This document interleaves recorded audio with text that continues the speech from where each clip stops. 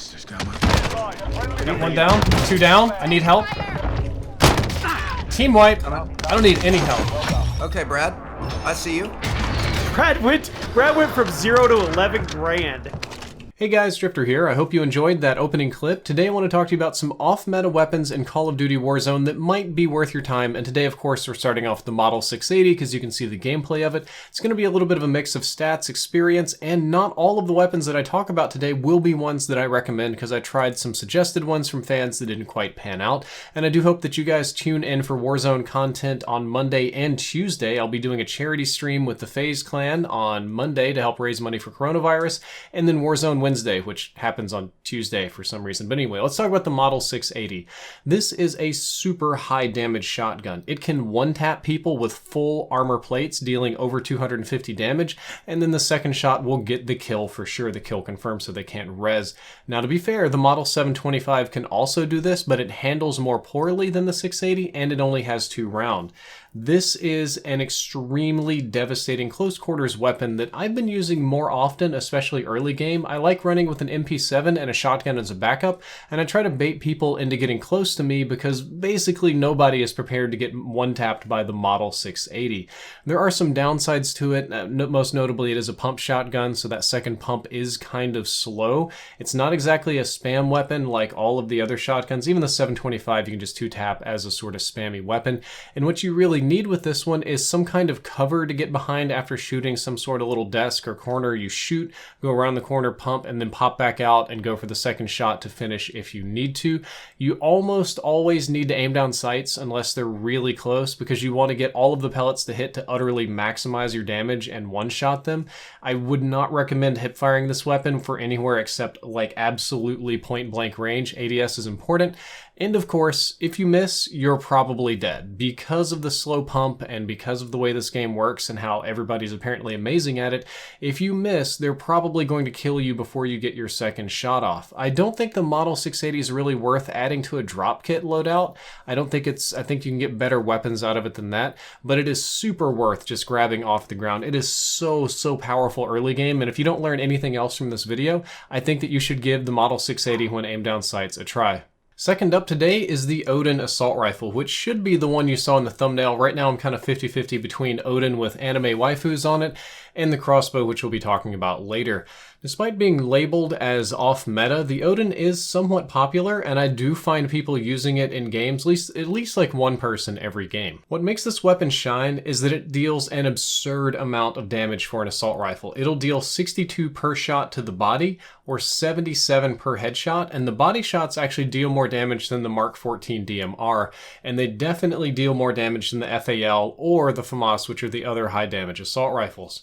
If you add the Colossus suppressor to it, which is the gigantic long one that I'm currently running, the longest barrel and all of the range attachments, you can get it to having a max damage range at well over 100 meters in base multiplayer, and since those ranges are scaled up in Warzone, it's dealing damage, just its maximum 62 damage at utterly insane ranges that I can't even measure. It'll probably be dealing its maximum damage at ranges which you have a difficult time hitting targets with, and unlike the FAL, this one can go fully automatic, so you can just spray people if you want to. It's got better hipfire than the FAL, and I think that the Oden assault rifle is an absolutely awesome weapon to trade with at long ranges. Long range fights are just god tier with this weapon.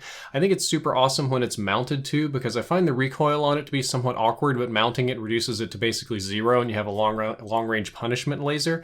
I see a lot of people running a sniper scope on it and treating it like a DMR, which is a very fair and acceptable thing to do. I kind of prefer it a little bit more as a VLK kind of sight weapon, but sniper is okay. It does have some downsides. It has a low magazine size, which you'll either have to boost or deal with. It has somewhat annoying recoil. It's not particularly high, but if you're going to be using it at extreme ranges, it's just enough to be problematic. And of course, when you kit it for this kind of range, it's going to have miserable handling, slow aim down sights, slow sprint out, weird hip fire, just slow in general. And I do want to really drive this last point home, is that the overall time to kill isn't that fast despite the high damage, so it absolutely will not trade trade well with submachine guns or assault rifles in close quarters, and sometimes even in medium range gunfights. Since you're going to have a longer range zoom sight, the flinch can be really, really bad too. This is awesome for long range. If you like really long range assault rifle fights, great. If you like DMRs, great. If you like a counter sniper that's not really a sniper, great. If you want something that you think you're going to go pound an SMG user with, not great at all. Don't use it that way, but this one is an actually pretty good one to pick up in your drop kits. Moving along, let's talk about the Famas, which didn't quite work out the way I wanted it to. The theory behind this is that it deals 40 damage per shot, which is quite high, and it shoots at 1200 RPM, which is extremely fast, and it has the highest DPS in the game for that burst. It'll absolutely delete people in regular multiplayer and kill them really quickly, but the reality in Warzone is that 2 bursts can't even down a fully armored opponent. You'll fall just a little bit shy of the amount of damage that you need. And the burst delay between those bursts can be very long when the other guy is just unloading into you with the M4 or MP7. The next theory behind this weapon is that, okay, so maybe the body shots aren't great, but the headshots deal a lot more damage, and if you get a whole round of headshots on enemy, you can drop them really quickly. Unfortunately, 1 burst still will not kill a fully armored opponent, so you have to have that delay before the second one comes.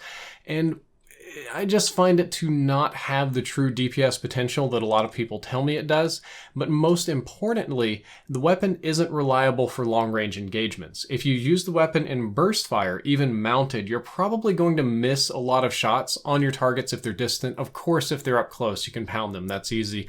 But if there are ways out, the automatic recoil and the rate of fire in the burst is going to be such that you can't control it, and you're probably going to miss at least 1 of your shots, if not 2.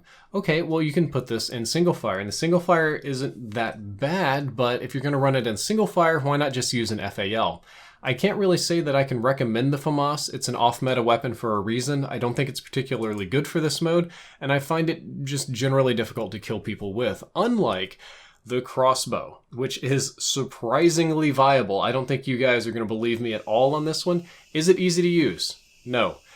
Is it reliable? Not particularly. Is it versatile? No. I mean, well, kind of. It's not, but it's not versatile like an AUG or an M4, kind of like what you're thinking about. It can one-shot kill people if you put the explosive bolts on. Regular bolts cannot one-shot kill, at least not consistently. If they have armor, you're going to get a hit marker. You have to get headshots.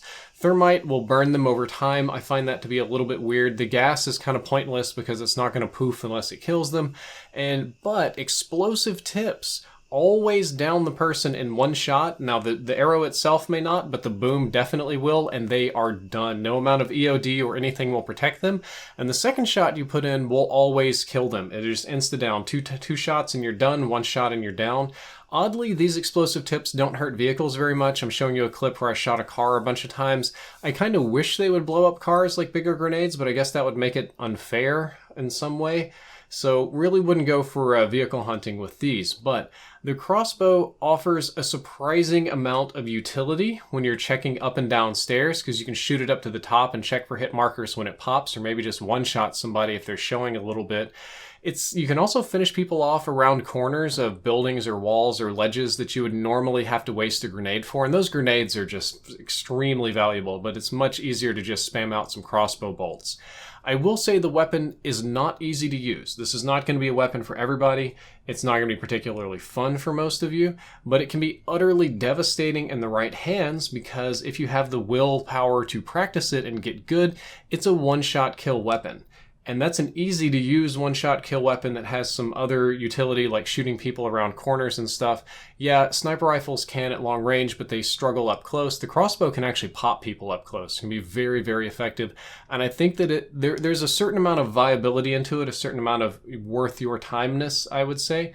I'd tell you to try it out and let me know what you think. We have another one coming up now that also didn't quite pan out the way that I wanted to, which is the Mark 14 EBR. It deals 175 damage per headshot in Warzone, which is just awesome. So 2 headshots can down anyone, regardless of how much armor they have. Unfortunately, the body damage is only 60, which is a little bit lower than the Oden, and 60 damage per shot isn't bad by any means. A lot of guns can't do that, but what this means is that one headshot plus one body shot won't actually down people, which is kind of a problem. So the theory behind this that fans presented to me and that I saw in the data is that you can two-tap anyone to the head. Anybody that's a little bit weak, you're going to one-tap them to the head, and that one tap is going to deal a lot of damage, what I would call a wake-up call amount of damage, and make them move out of your way. It's got a higher rate of fire than the other DMRs and much more so than the sniper rifle, so you can spam at people. You can use this to team fire enemies extremely well. You get one headshot and then your teammates can down them in a couple of other shots. But the reality is, it just isn't as useful as having an actual sniper rifle that one-shots people to the head or deals like the same 175 damage to the body. It handles slow, albeit faster than a sniper rifle. It doesn't deal crazy damage if you get body shots. The Oden will actually outperform it in that regard. And in my opinion, it isn't much better than using an FAL unless you're doing the headshot only strategy. But the FAL can do everything that this gun does overall better, in my opinion, with faster aim down sights and movement speed and bigger ammo count. Ammo, we didn't even talk about the ammo. The Mark 14, since it's a marksman rifle, uses sniper rifle ammo, which you can only carry 40 of, so you can only have a couple of mags of ammo, and sniper ammo is a very hot commodity on any team, so you won't be getting very much of it. Briefly, at the end of the video, I wanted to talk about the Origin 12 shotgun, which is surprisingly viable. I didn't get many opportunities to use it for this particular video. Basically, it spams really hard, and that 25-round magazine goes a long way towards team wipes. Damage isn't that bad if you aim down sights. It's low damage, yes, but if you aim down sights and all your pellets hit, it can kind of surprise you. Probably not as good as the R90 or the Model 680 overall, but it does have a certain amount of viability for late-game team wipes. You can really clear and punish people in buildings with this weapon. And finally, at the very end of the video, I wanted to talk about the Bison SMG. I'm not a very big fan of this weapon when it comes to Warzone. I think it's great in regular multiplayer. And there's an argument to be made that having a weapon that has a 64-round magazine is good for wiping teams because you don't have to reload, you still have ammo to get the finishing downs and all that stuff. And that's true. That's very true. The big magazine count is awesome. The downside is that the Bison just has an overall lower DPS than the other submachine guns. It's going to kill people slower, and having that big magazine doesn't help you very much when you lose a gunfight to a faster firing weapon, so I wouldn't overall recommend it. Guys, that is all for this episode of, I guess I basically did an in-depth episode, but it was my opinion. I hope you enjoyed it. I hope you learned something useful, and I hope I see you on the 2 Warzone streams that are coming up soon. Drifter out.